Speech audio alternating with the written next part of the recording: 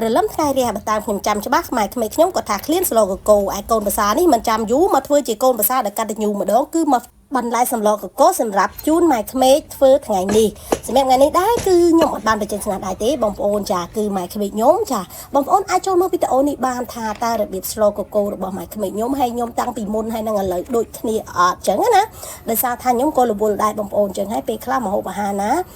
ដែលគាត់ធ្វើបានចឹងទៅគាត់ធ្វើបានគាត់ធ្វើមករយៈនេះខ្ញុំមិនបានធ្វើមហូបទេបងប្អូនចានិយាយសិគាត់ធ្វើបានអត់បានធ្វើទេតែគាត់ទេអ្នកធ្វើចាអញ្ចឹងហើយចុះធម្មតាគាត់អ្នក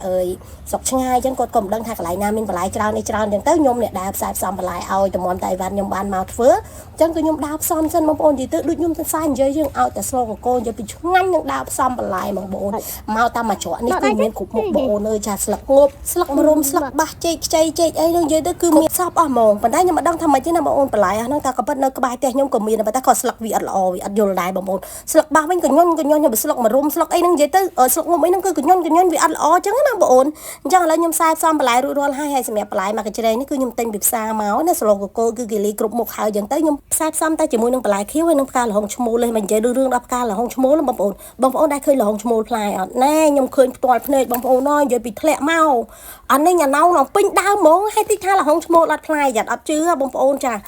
យ៉ាត់អត់ជឿខ្ញុំឃើញផ្ទាល់ភ្នែកបងប្អូនហើយខ្ញុំសួរគាត់ថាហ្នឹងឯងល្ហុងឈ្មោលមុនដំបូងផ្កាមកតាបងប្អូនអត់តែពីផ្កានិយាយពីផ្លែធ្លាក់មករនេះរនងតែគាត់ថាផ្កាផ្លែល្ហុងឈ្មោលវាអត់ធំបងប្អូនវាអត់ធំដូចល្ហុងយើងធម្មតានិយាយទៅគឺផ្លែវាបានតែប៉ុនកពូនដៃអស់ហើយបងអូនអត់ធំជាងហ្នឹងឯងដោយសារ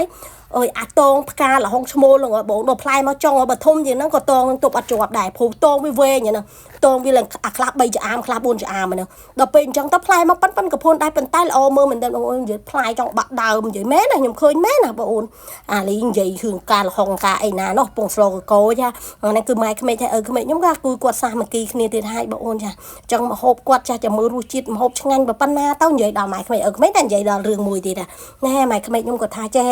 ឥឡូវតាំងមនុស្សមួយអូនមកទៅផ្សារថ្ងៃមុននោះគាត់នៅគេដើរទៅផ្សារណាគេឃើញក៏ស្គាល់ដែរគាត់ថាគាត់ឡើងអៀនហ្មងណាដល់គេហៅគាត់ច្រើនពេកគាត់ឡើងអៀនខ្ញុំក៏ឆ្លើយនិយាយលេងមើលបងប្អូនខ្ញុំវិញខ្ញុំថាចេះ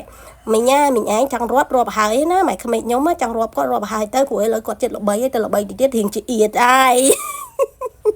តែបើខ្ញុំនិយាយលេងបងប្អូនខ្ញុំចេះញ៉ាំម៉ែក្មេកខ្ញុំលេងដែរអញ្ចឹងណាបងប្អូនហើយបើប៉ាក្មេកខ្ញុំអត់ទាន់ដឹងដែរព្រោះខ្ញុំមិនដែរបានយកគាត់ទៅក្រៅទៅផ្សារអីមួយទេយកតែម៉ែក្មេកខ្ញុំទេដល់ពេលចឹងទៅទៅដល់ឃើញគាត់ស្គាល់គាត់ច្រើនមែនតើមួយរយៈនេះបងអូនហើយបើប៉ាខ្ញុំអត់ទាន់ដឹងទេចាំមើលដល់ពេលខ្ញុំយកគាត់ទៅក្រៅម្ដងចាំមើលថាមានអ្នកគេស្គាល់គាត់ច្រើនដូចម៉ែខ្ញុំអត់ចឹងណាហើយថ្ងៃនេះអាណិតម៉ែក្មេកខ្ញុំដែរបងប្អូនអើយនិយាយទៅថ្ងៃហ្នឹងគាត់អត់ស្រួលខ្លួនទេបងប្អូនអើយហើយមកធ្វើម្ហូបទៅអត់ស្រួលខ្លួនទៀតដឹងថៃឯងកូនភាសានេះឈឺធ្វើអត់កើតហើយឥឡូវហ្នឹងគាត់អត់ស្រួលខ្លួនដែរអញ្ចឹងមុនដំបូងឡើយគឺប៉ាក្មេកខ្ញុំគាត់នៅមួយខ្ញុំឡើងធ្វើក្តាមឯងប៉ុន្តែដោយសារថាខ្ញុំថាប៉ាឯងទៅជួយមើលម៉ែទៅម៉ែអត់ស្រួលខ្លួនទេអញ្ចឹងប៉ាឯងឆ្លោះពីអ្នកម៉ែទៅអញ្ចឹងប៉ាក្មេកខ្ញុំគាត់មកវិញអញ្ចឹងណាតែប៉ាក្មេកខ្ញុំក៏អត់សូវចូលចិត្តមកទេអត់ចង់ជាប់កាមេរ៉ាទេអត់ដឹងថៃទេខ្ញុំថាជាប់ទៅចាំខ្ញុំឲ្យប៉ាឯងធ្វើ BA ឲ្យខ្ញុំចាំខ្ញុំគិតប្រាក់ខែឲ្យទីទៀតប៉ាក្មេកខ្ញុំចុះកងត្រាមកខ្ញុំដើម្បីធ្វើ BA របស់ខ្ញុំបើអូនយល់ស្របអត់ចឹងមិនយល់ស្របក៏ខ្ញុំត្រូវតែយកគាត់ដែរដោយសារអីគាត់បកកែកិច្ចកាមេរ៉ាណាគាត់អត់ចង់ជាប់ទេនិយាយមែនណាឥឡូវនេះចាលេងសាច់មកហូបខ្ញុំក៏ចាប់ផ្ដើមឆ្អិនហើយសម្រាប់ខ្ញុំស្លកកូបងប្អូនខ្ញុំអត់សូវចោលជាមួយនឹងសាច់ពៅផ្អែមទេវាឆ្ងាញ់តាខ្ញុំមកទិញអាខ្ចីស្អីទូចតែអត់មាន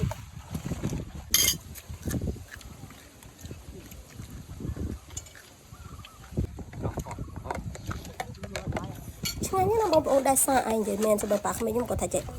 ស្លកកូស្លបហើយហ្នឹងជាមួយសាច់ពៅហ្នឹងក៏ត្រូវគ្នាម្លេះ